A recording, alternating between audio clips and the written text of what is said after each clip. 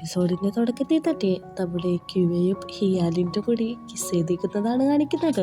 വേറൊന്നുമല്ല, അവർ ആ secret home എത്തണ വരെ കിസ് ചെയ്തോണ്ടിരിക്കുകയാണ്. നമ്മുടെ സെക്രട്ടറിക്കാണെങ്കിൽ വീടെത്തിന്ന് പറയാനായിട്ട് ഒരു നാണമാണ്. അവൻ മടിച്ച് പറയുന്നുണ്ട് അവസാനം നമ്മൾ ഇവിടെ എത്തിയെന്ന്. അപ്പോഴാണ് അവർ ആ കിസ്സിങ് ഒന്ന് നിൽക്കുന്നത്. നമ്മൾ സെക്രട്ടറി സഹായിക്കണമെന്ന് നിൽക്കുന്നുണ്ട്. വേണ്ട, ഇതിന് ഞാൻ എടുത്തോളാം എന്നാണ് പറയുന്നത്. അങ്ങനെ അവർ കാറിൽ നിന്ന് ഇറങ്ങിയിട്ട് വീട്ടിട്ട് നടക്കാണ്. നമ്മുടെ ക്യുവയാണെങ്കിൽ നല്ല രീതിക്ക് തന്നെ ലക്കിട്ടാണ് നടക്കുന്നത്. ക്യുവേനോട് ചോദിക്കുന്നുണ്ട് വീടിൻ്റെ പാസ്വേഡ് എന്താന്ന്. ഹിയാലിൻ്റെ ഐഡിയ എന്ന് പറയുന്നുണ്ട്. ഓക്കെ എന്ന് പറഞ്ഞ് അവൻ വാതിലോർക്കാണ്. വാതിലോർക്കുമ്പോൾ തന്നെ നമ്മുടെ ക്യുവ ഒന്ന് നോക്കുന്നുണ്ട്. പെട്ടെന്ന് തന്നെയാണെങ്കിൽ ക്യുവ അവൻ്റെ മുഖത്തേക്ക് നോക്കിയിട്ട് ചാടി അവിടുന്ന് മാറാണ്. ഓക്കെ, നീ വീടൊക്കെ തുറന്നു, ഞാൻ സമ്മതിച്ചു. പക്ഷേ നിനക്ക് ഇതിൻ്റെ ഉള്ളിൽ കയറാൻ പറ്റത്തില്ല. കാരണം എന്താണെന്ന് വെച്ചാൽ നീ ആരാന്ന് എനിക്കറിയില്ല. എനിക്കറിയാത്ത ആരെയും വീട്ടിലൊന്നും കയറ്റാറില്ല. അതുകൊണ്ട് തന്നെ നീ ഇതിൻ്റെ ഉള്ളിട്ട് വെൽക്കമിങ് അല്ല എന്ന് പറയുന്നുണ്ട്. പറഞ്ഞിരുന്നതും അവൻ അങ്ങോട്ട് തന്നെ തലറിഞ്ഞ് വീഴാണ്. അവനെയും പൊക്കി എടുത്തുകൊണ്ടാണ് ഹിയാലിൻ അകത്തേക്ക് കയറുന്നത്. ഹിയാലിനാണെങ്കിൽ അകത്തേക്ക് കയറുമ്പോൾ 2 കൺട്രീസിൽ കാണുന്ന സീനാണ്. ഫുള്ള് അലങ്കരിച്ച് വെച്ചേക്കാണ്. അവൻ്റെ കിരെന്ന് പറഞ്ഞ ആ പേരും പിന്നെ അവൻ്റെ ബാക്കിയുള്ള സാധനങ്ങളെല്ലാം അവൻ പറയുന്നുണ്ട്. ഇത് വീടാണോ അതോ വല്ല മ്യൂസിയം ആണോ എന്ന്, ഇതൊക്കെ നീ എനിക്ക് വേണ്ടിയിട്ട് ഉണ്ടാക്കി വെച്ചേക്കുന്ന സാധനങ്ങളാണോ എന്ന് ചോദിക്കുന്നുണ്ട്. അങ്ങനെ അവിടെയുള്ള ഓരോരോ തിങ്സ്, അതായത് ഇവരെ ഫോട്ടോ വെച്ചിട്ട് എഡിറ്റ് ചെയ്ത് വെച്ചേക്കുന്ന സാധനങ്ങളെല്ലാം അവൻ നോക്കി കാണുന്നുണ്ട്. നമ്മുടെ ക്യുവേനോട് ചോദിക്കുന്നുണ്ട് നിൻ്റെ റൂം എവിടെയാന്ന്. എൻ്റെ റൂം എന്തിനാ ഞാൻ നിനക്ക് പറഞ്ഞു തന്നത്? ഞാൻ നിനക്ക് പറഞ്ഞു തരുന്നില്ല. നീ ആരാണ്? നീ എന്തിനാണ് എൻ്റെ വീട്ടിൽ കയറി വയ്ക്കുന്നത് നോക്കുന്നുണ്ട്. നീ ഇപ്പം നന്നായിട്ട് ഡ്രിങ്കഡാണ്. നീ ഡ്രസ്സൊക്കെ ഊരി ഒന്ന് വിശ്രമിക്കൂ, ഉറങ്ങൂ, അപ്പോഴേക്കും നിനക്ക് ശരിയാവുമെന്ന് പറയും. പെട്ടെന്ന് തന്നെ അവൻ ചാടി എണീറ്റിട്ട് എൻ്റെ റൂം എവിടെയാന്ന് ഞാൻ പറഞ്ഞു തരില്ല, നിനക്കത് കണ്ടുപിടിക്കാനും പറ്റില്ല എന്ന് പറഞ്ഞ് കുഞ്ഞു പിള്ളേരൊക്കെ കാണിക്കുന്ന പോലെ ഇരുന്ന് കാണിച്ചുകൊണ്ടിരിക്കുകയാണ്. അവനെയും എടുത്തുകൊണ്ടാണ് ഹിയാണെങ്കിൽ റൂമിട്ട് പോകുന്നത്. റൂമിൽ ചെല്ലുമ്പോൾ പറയുന്നുണ്ട് എനിക്ക് ഉറങ്ങണ്ട, എനിക്ക് എണീറ്റിരുന്നാൽ മതിയെന്ന്. അവൻ പറയുന്നുണ്ട് കുറച്ച് ക്ലോസ് ആയിട്ട് എന്നിട്ടാണ് പറയുന്നത്. കുറച്ച് നേരം നീ ഒന്ന് സമാധാനത്തോടെ കിടന്നുറങ്ങ്, എന്നിട്ട് നമുക്ക് എന്താണെന്ന് വെച്ചാൽ നോക്കാം. നീ ഇപ്പം ഒന്ന് ഉറങ്ങിക്കഴിഞ്ഞാൽ എല്ലാം ഓക്കെ ആവുമെന്ന്. അങ്ങനെ തന്നെ നമ്മുടെ ഹിയാണെങ്കിൽ എണീറ്റിട്ട് അവൻ്റെ ഷൂസ് കാര്യങ്ങളൊക്കെ ഊരിക്കൊടുത്തോണ്ടിരിക്കുകയാണ്. അപ്പോഴേക്കും അവനാണെങ്കിൽ എനിക്ക് ഡ്രം സ്റ്റിക്ക് കൊട്ടണം, എനിക്ക് പാട്ട് പാടി കളിച്ചാൽ മതിയെന്ന് പറഞ്ഞ് അവിടെ കിടന്ന് വെച്ച ബഹളമൊക്കെയാണ്. അങ്ങനെ അവസാനം ഒരു വിധത്തിൽ ക്യുവേനെ കിടത്തി ഉറക്കുന്നുണ്ട്.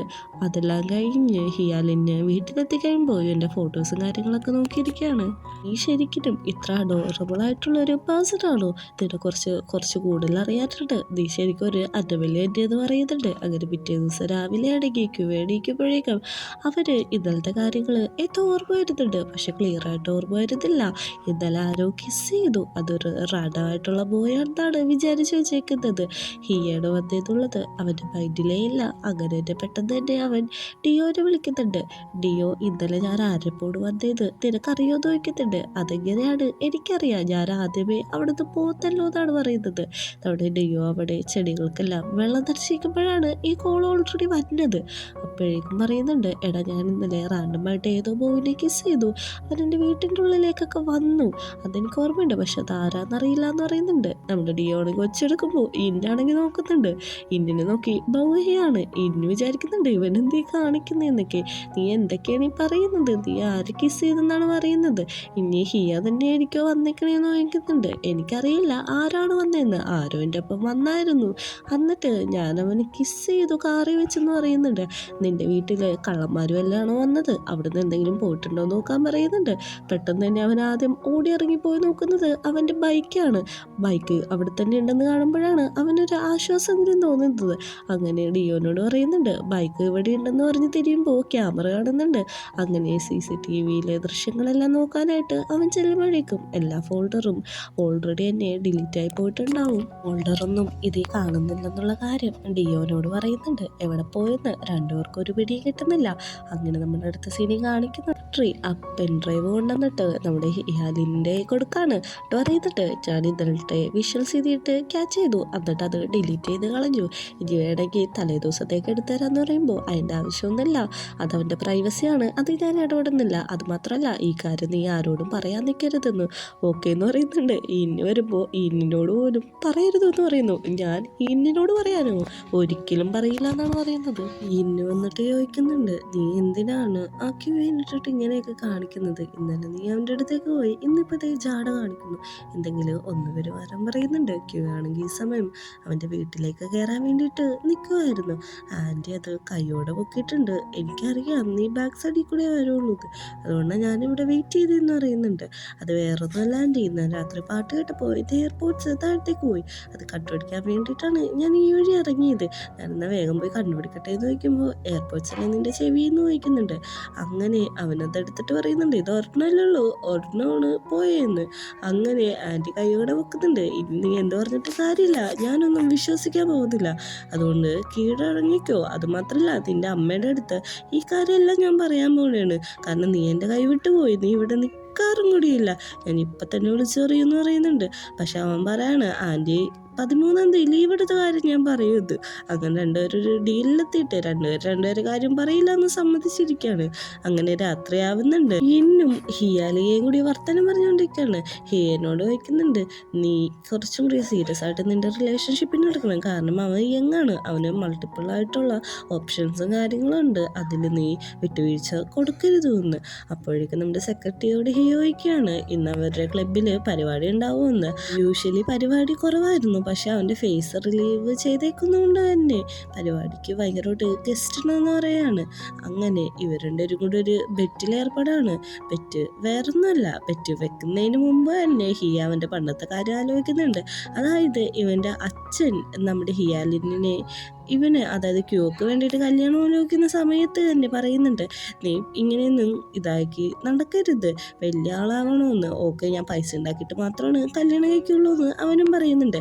അങ്ങനെ ബെറ്റ് ഇത്രേ ഉള്ളൂ. ക്യൂവ ഇന്ന് പാടുന്നുണ്ടോയെന്ന് അറിയണം, അതാണ് അവരുടെ ബെറ്റ്. അപ്പോഴേക്കും നമ്മുടെ ജയനെ വിളിച്ചിട്ടാണെങ്കിൽ ക്യൂവ പറയുന്നുണ്ട്, ഞാനിന്ന് വരത്തില്ല, എനിക്ക് പറ്റില്ല എന്ന്. ജയ പറയുന്നുണ്ട്, നിന്നെ കാണാൻ വേണ്ടി കുറേ ഗസ്റ്റുകളുണ്ട്, നീ വരാതിരിക്കരുത്, നീ ഇപ്പോൾ ഫേമസ് അല്ലേ, നീ വന്ന് പ്ലേ ചെയ്യാനായിട്ട്. അതൊന്നും പറ്റത്തില്ല, നിനക്ക് പറഞ്ഞാൽ മനസ്സിലാവില്ലേ. അത് മാത്രമല്ല ഇന്നലെ ആരെങ്കിലും എന്നെ കൊണ്ടുപോയോ എന്ന് ചോദിക്കുന്നുണ്ട്. ഇല്ലാന്നാണ് പറയുന്നത്. അവന് പറയുന്ന സമയത്താണ് നമ്മുടെ ലിയയും കൂടി അങ്ങോട്ട് കയറി വരുന്നത്. എന്നിട്ട് അറിയുന്നുണ്ട്, ഇന്നലെ നീ എപ്പോഴാണ് പോയെന്ന് പോലും എനിക്കറിയാൻ പാടില്ല, എനിക്ക് അറിയില്ല, ഞാൻ വെക്കാമെന്ന് പറയുന്നുണ്ട്. അങ്ങനെ നമ്മുടെ ഹിയയുടെ അടുത്ത് ജയ ചെല്ലുന്നുണ്ട്. ഇങ്ങോട്ട് ചെല്ലുമ്പോൾ ചോദിക്കുന്നത്, ഇന്ന് കിരൺ പെർഫോം ചെയ്യുമെന്നാണ്. ഇന്നുണ്ടാവില്ല, ഇന്ന് സൺഡേ അല്ലേ, തേസ്റ്റ് ഉണ്ടാവുള്ളൂ എന്ന് പറയുന്നുണ്ട്. ഈ സമയത്താണ് ഡിയോ വിളിക്കുന്നത്. ഡിയോ വിളിച്ചിട്ട് പറയുന്നുണ്ട്, നീ എന്ത് ചെയ്താലും മറ്റേ ബാറിലേക്ക് പോകരുതെന്ന്. ഇത് റൈംസ് പോലെ പാടിക്കൊണ്ടിരിക്കുകയാണ്, നീ എന്താണ് എന്നെ വിളിച്ചിട്ട് പാട്ട് പാടി കളിക്കുകയാണോ? കാര്യം പറയാൻ പറയുന്നുണ്ട്. ലിന്നും നമ്മുടെ ഹിയയും കൂടി ബെറ്റ് വെച്ചിട്ടുണ്ട്. അത് എന്താണെന്ന് വെച്ചിട്ടുണ്ടെങ്കിൽ, നീ അങ്ങോട്ട് ചെന്നാ ഇന്ന് 5000 ബക്സ് കൊടുക്കണം, മറ്റേ ഹിയയാണ് ജയിക്കുന്നെങ്കിൽ അങ്ങോട്ടും കൊടുക്കണം, അതാണ് അവരുടെ കോമ്പറ്റീഷൻ എന്ന് പറയുന്നുണ്ട്. അങ്ങനെന്ന് പറഞ്ഞിട്ടുണ്ടെങ്കിൽ അവരെ ഞാൻ കാണാൻ പോകുന്നുണ്ട്. നമ്മുടെ ലിന്നാണെങ്കിൽ ഈ കാര്യത്തിൽ തോക്കുന്നുള്ളതുകൊണ്ട് തന്നെ ഡിയോ അത് വിളിച്ച് പറയുന്നുണ്ട്, നമ്മുടെ പ്ലാൻ എല്ലാം പൊളിഞ്ഞു, അവനങ്ങോട്ട് വന്നിട്ടുണ്ടെന്ന്. അങ്ങനെ രണ്ടുപേരും കൂടി കുറേ നേരം ഇരിക്കുമ്പോഴേക്കും ലിൻ പറയാണ്, എനിക്ക് വീട്ടിൽ പോകണം, അവന് പാടില്ല, അവനെ ഓർത്തിട്ട് ഞാൻ ഭയങ്കരമായിട്ട് സങ്കടപ്പെട്ടിരിക്കുകയാണെന്ന്. നീ വെറ്റി തോക്കൂന്ന് ഓർത്തതല്ലേ പോണേന്ന് ചോദിക്കുന്നുണ്ട്. അല്ലാന്ന് പറയുന്നുണ്ട്. ഈ സമയമാണ് നമ്മുടെ കിയോ അങ്ങോട്ട് വരുന്നത്. കിയോ എന്നിട്ട് ജയനോട് സംസാരിക്കുന്നുണ്ട്. ഇന്നിവിടെ വേറെ ആരെങ്കിലും വന്നോന്ന് ചോദിക്കുന്നുണ്ട്. VIP കസ്റ്റമർ വന്നായിരുന്നു, അവർ അത് കഴിഞ്ഞിട്ട് പോയെന്നും പറയുന്നുണ്ട്. ഇപ്പം ആരുമില്ല, നീ പെർഫോം ചെയ്തോളാൻ പറയുന്നുണ്ട്. അങ്ങനെ അന്ന് രാത്രി ക്യൂ അവിടെ നല്ല രീതിക്ക് പെർഫോം ചെയ്യുന്നുണ്ട്. ഇവൻ്റെ പാട്ട് കേൾക്കാൻ തന്നെ ഒത്തിരി ആളുകൾ അവിടെ വന്നിട്ടുണ്ട്. അത്ര നേരം കാത്തിരുന്ന ലിന്നും ഹിയയും അവിടെ നിന്ന് പോയിട്ടുണ്ടായിരുന്നു. അങ്ങനെ വീട്ടിലെത്തിയ ശേഷമാണ് ഹിയ ഫോൺ എടുക്കുന്നത്. ഫോൺ എടുത്ത് നോക്കുമ്പോൾ വേറൊന്നുമല്ല, ഇന്ന് ക്യൂ അവിടെ പെർഫോം ചെയ്തിട്ടുണ്ടായിരുന്നു എന്നുള്ള വീഡിയോ അവൻ കാണാണ്. അങ്ങനെ അപ്പം തന്നെ ഇന്നിന് മെസ്സേജ് അയക്കുന്നുണ്ട്, ഞാനിട്ട പൈസ തിരിച്ചു തന്നു, ഞാനാണ് ജയിച്ചതെന്ന്. അങ്ങനെ കോളേജിൽ നമ്മുടെ ഡിയോ ആണെങ്കിൽ ഭയങ്കര ദേഷ്യപ്പെട്ട് നടക്കുകയാണ്. ഈ സമയത്ത് തന്നെയാണ് അങ്ങോട്ടേക്ക് ക്യൂ വരുന്നത്. ക്യൂ അറിയുന്നുണ്ട്, എനിക്കറിയാം നിനക്ക് എന്നോട് ദേഷ്യമെന്ന്, പക്ഷെ എൻ്റെ ബെസ്റ്റിക്ക് എൻ്റെ മേത്ത് അധികം നേരം ദേഷ്യം വെച്ചുകൊണ്ടിരിക്കാൻ പറ്റില്ല, അതുകൊണ്ടാണ് നമ്മൾ ബെസ്റ്റുകളായെന്ന് പറയുന്നുണ്ട്. അങ്ങനെ അവനോടുള്ള പ്രശ്നം അവിടെ ഒരു ഇതും പറഞ്ഞ് ഒപ്പിക്കുന്നുണ്ട്, സോൾവ് ചെയ്യുന്നുണ്ട്.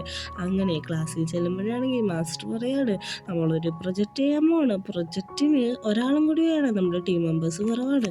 എന്നിട്ട് ഒരാളെ കൂടെ ആഡ് ചെയ്യാൻ പോണേന്ന് പറയുന്നുണ്ട്. എല്ലാവരും നോക്കിക്കുമ്പോൾ ഒരു പുതിയ ചെക്കൻ അതിലേക്ക് ആഡ് ആവുന്നുണ്ട്. ഇവനെ കാണാനായിട്ട് നല്ല ചാമിങ്ങാണ്. അവിടുത്തെ പെൺപിള്ളേരെല്ലാം അവനെ നല്ല രീതിക്ക് വായി നോക്കുന്നുണ്ട്. പക്ഷെ ആ ചെക്കനാണെങ്കിൽ വന്നിട്ട് നമ്മുടെ ക്യൂവേൻ്റെ അടുത്ത് പറയുന്നുണ്ട്, നിന്റെ ഫേസിൽ എന്തോ ഇരിക്കുന്നുണ്ട്. എന്നിട്ട് അവൻ തുടച്ചെടുക്കാണ്. പക്ഷെ അത് ക്യൂവൊക്കെ ഒട്ടും ഇഷ്ടപ്പെടുന്നില്ല.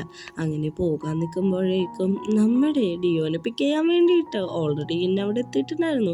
ഇന്ന് വൈകുന്നേരം ക്യൂയോടൊപ്പം കുറച്ച് പരിപാടി ഉണ്ടായിരുന്നു. ഇവൻ പറയുന്നുണ്ട് എനിക്ക് വരാൻ പറ്റത്തില്ല എന്ന്. പക്ഷെ ഞാൻ നിന്നെ കൊണ്ടുവിടുമെന്ന് പറഞ്ഞ വാശിയിലാണ് നിൽക്കുന്നത്. അങ്ങനെ ക്യൂക്ക് മെസ്സേജ് അയക്കുന്നുണ്ട്, നീ വിളിക്കാൻ വരണ്ട, ഓൾറെഡി ഇന്ന് വന്നിട്ടുണ്ട് എന്ന്.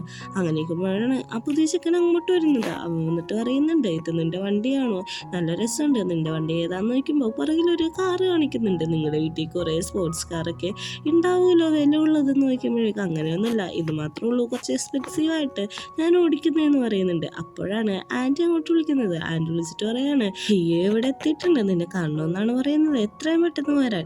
നിന്നോട് സംസാരിച്ചിരിക്കാൻ സമയമില്ല, ഞാൻ പോവാണ്, ഒരു അർജൻസി ഉണ്ട് എന്ന് പറഞ്ഞിട്ട് പോകുന്നുണ്ട്. ഈ സമയത്താണ് നമ്മുടെ ക്യൂവയുടെ കൂട്ടുകാരൻ അങ്ങോട്ട് വന്നിട്ട് അവൻ്റെ ഒരു ബുക്ക് കൊടുക്കാനായിട്ട് നിൽക്കുന്നത്. ഓൾറെഡി അവൻ പോയതുകൊണ്ട് തന്നെ ആ പുതിയേക്കം പറയുന്നുണ്ട്, ഞാൻ അവൻ്റെ വീട്ടിൽ കൊണ്ടുപോയി കൊടുത്തോളാന്ന്. അതിൻ്റെ ഒന്നും ആവശ്യമില്ല, ഞാൻ കൊടുത്തോളാന്ന് പറഞ്ഞ് പിടിയും വലിയാവുന്നുണ്ട്. പെട്ടെന്ന് തന്നെ മേത്തേക്ക് വീണിട്ട് കുറച്ച് ക്ലോസ് ആയിട്ട് കണ്ണും കണ്ണു നോക്കി രണ്ടുപേരും കൂടെ നിൽക്കുകയാണ്. പറയുന്നുണ്ട്, ഇത് ഞാൻ തന്നെ കൊടുത്തോളാം, നീ നിൻ്റെ കാര്യം നോക്കാനായിട്ട്. വീട്ടിലാണെങ്കിൽ നമ്മുടെ ഹിയ കുറേ നേരം വെയിറ്റ് ചെയ്യുന്നത്. നമ്മുടെ ക്യൂവയാണെങ്കിൽ ഈ സമയം അവൻ്റെ സീക്രട്ട് ഹൗസിട്ടാണ് പോകുന്നത്. അവിടെ ചെന്ന് കുളിച്ച് റെഡിയായിട്ട് ഒരു നല്ല കുട്ടിയായിട്ട് വേണം ഇങ്ങോട്ട് വരാനായിട്ട്. ആൻറ്റീനോട് ചോദിക്കുന്നുണ്ട്, എനിക്ക് ഓൾറെഡി എല്ലാ കാര്യവും അറിയാം, ആൻറ്റി പറഞ്ഞു എന്ന് ചോദിക്കുന്നുണ്ട്.